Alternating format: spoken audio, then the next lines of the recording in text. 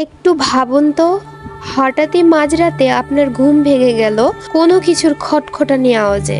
আর সেই খটখটানি আওয়াজটি আসছে বাহির থেকে, আর সেই খটখটানির আওয়াজটি করছে কোনো অশরীরী শক্তি। তখন কি করবেন? আপনি কি গিয়ে দেখবেন কে খটখট আওয়াজ করছে, নাকি চুপচাপ রুমের ভিতর বসে থাকবেন? ঘটনাটি 2001 সালের ঘটনা। তখন আমি ছিলাম একটি নির্বোধ শিশু। পুরো অভিজ্ঞতাটা হয়েছিল আমার মা আর দাদির। সে এক অনাকাঙ্ক্ষিত রাতের ঘটনা। সেই সময় আমার বাবা কর্মসূত্রে বাহিরে ছিলেন। আমাদের বাড়িতে 3টি রুম। একটাতে আমি, মা ও বড় বোন ঘুমাচ্ছিলাম, আর একটাতে দাদি ঘুমাচ্ছিলেন। অন্য একটা রুম ছিল পুরাই খালি। রাত আনুমানিক 12টা তখন। হঠাৎই খালি রুমের জানালা থেকে খটখট আওয়াজ আসতে শুরু করে। দাদি সেই রুমের কাছে ছিলেন, তাই তিনি আওয়াজটি প্রথমে শুনতে পান। এদিকে অন্য রুমে আমরা ঘুমাচ্ছিলাম। হঠাৎই আমার খিদে পেয়ে যায় এবং আমি কান্না করে উঠি। আমার কান্নার শব্দ শুনে মাও জেগে যায়।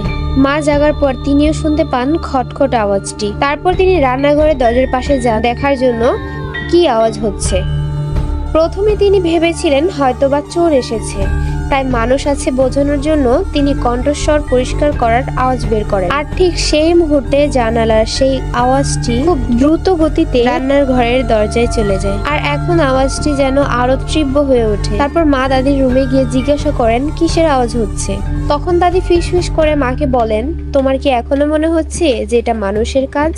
এটা কোনো একটা অশরীরী শক্তির কাজ। যে মুহূর্তে মা সেই কথাটি শুনেন, তার গায়ে কাঁটা দিয়ে ওঠে।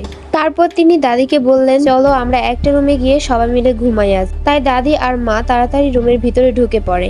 রুমে ঢোকা মাত্রই মা দরজাটা আটকিয়ে দেয়। দরজা আটকানোর সময় একটু শব্দ হয়েছিল। যখনই সেই শব্দটি হয়, সেই মুহূর্তে আবারও দ্রুত গতিতে খটখট আওয়াজটি যেন বেড়ে যায়। বেড়া দেওয়া ছিল বাসাটা, তাই আওয়াজটি খুব ভালোভাবে শোনা যাচ্ছিল।